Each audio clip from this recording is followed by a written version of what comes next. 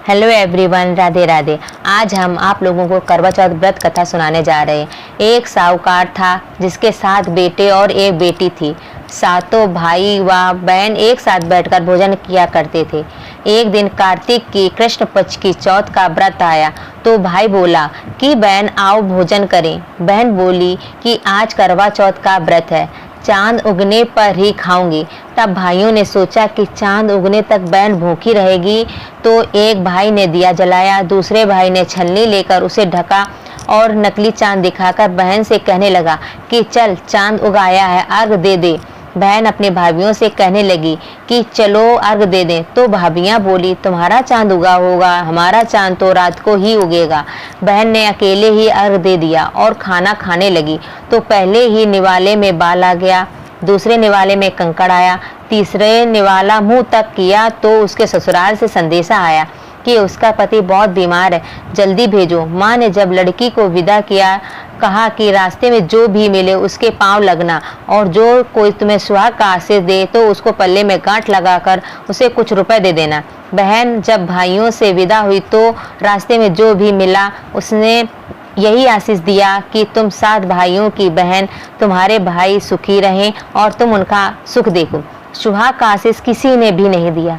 जब वह ससुराल पहुंची तो दरवाजे पर उसकी छोटी ननंद खड़ी थी। वह उसके भी पांव लगी तो उसने कहा कि सुहागिन रहो सपूती हो। बहन ने यह सुनकर पल्ले में गांठ बांध ली और ननंद को सोने का सिक्का दे दिया। जब भीतर गई तो सास ने कहा कि पति धरती पर पड़ा है, तो वह उसके पास जाकर उसकी सेवा करने के लिए बैठ गई। बाद में सास ने दासी के हाथों से बची खुची जो रोटी भेज दी। इस प्रकार से समय बीतते बीतते माघ शीस की चौथ आई तो चौथ माता बोली करवा ले भाइयों की प्यारी बहन करवा ले। लेकिन जब भी उसे चौथ माता नहीं दिखलाई दी तो वह बोली हे माता, आपने मुझे उजाड़ा है तो आप ही मेरा उद्धार करेंगे, आपको मेरा सुहाग देना पड़ेगा। तब उस चौथ माता ने बताया कि पौष की चौथ आएगी, वह मेरे से बड़ी है, उससे ही सब कहना, वही तुम्हारा सुहाग वापस देगी। पौष की चौथ आकर चली गई, माँ की आकर चली गई, फागुन की आकर चली गई, चैत बैसाख जेठ आषाढ़ सावन भादों सभी चौथ आई, यही कहकर चली गई कि आगे की आएगी आगे वाली को कहना। असौज की चौथ आई तो उसने बताया कि तुम पर कार्तिक की चौथ नाराज है, उसी ने तुम्हारा सुहाग लिया है, वही वापस कर सकती है, वही आएगी तो पांव पकड़कर विनती करना। यह बताकर वह भी चली गई। जब कार्तिक की चौथ आई तो वह गुस्से में बोली भाइयों की प्यारी करवा ले, दिन में चांद उगाने वाली करवा ले, व्रत अखंडन करने वाली करवा ले, भूखी करवा ले। यह सुनकर वह चौथ माता को देखकर उसके पांव पकड़कर गिड़गिड़ाने लगी, हे चौथ माता, मेरा सुहाग तुम्हारे हाथों में है, आप ही मुझे सुहागिन करें। तो माता बोली पापिन हत्यारे, मेरे पाँव पकड़कर क्यों बैठ गई।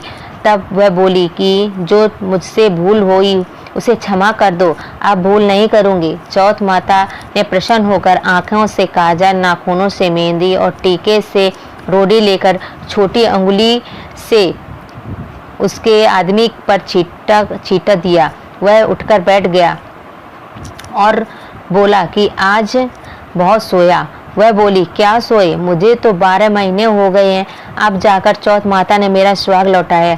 यह सुनकर उसके पति ने कहा कि जल्दी से माता का पूजन करो। जब चौथ की कहानी सुनी, करवा का पूजन किया और प्रसाद खाकर दोनों पति पत्नी चौपड़ खेलने बैठ गए। नीचे से दासी आई, उसने दोनों को चौपड़ पास से खेलते देखा तो उसने सासू जी को जाकर बताया। तब से सारे गांव में यह बात प्रसिद्ध हो गई कि जब सब स्त्रियां चौथ का व्रत करें तो सुहाग अटल रहेगा। हे चौथ माता, जैसे तूने साहूकार के बेटे का सुहाग दिया वैसे ही सबको देना। यही करवा चौथ के उपवास की सनातन महिमा है। बोलो करवा चौथ माता की जय।